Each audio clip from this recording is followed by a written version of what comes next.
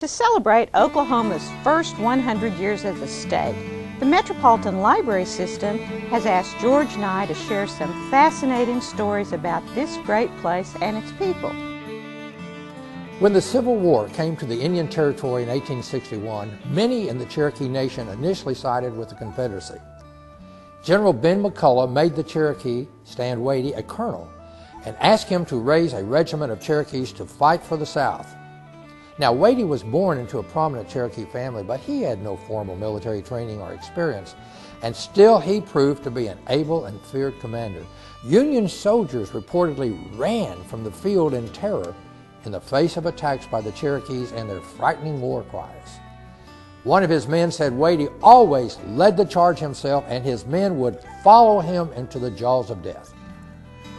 Though Waite and his Cherokee mounted rifles fought with distinction at the important battles of Wilson's Creek and Pea Ridge, most of the war was spent making raids on Union supply lines.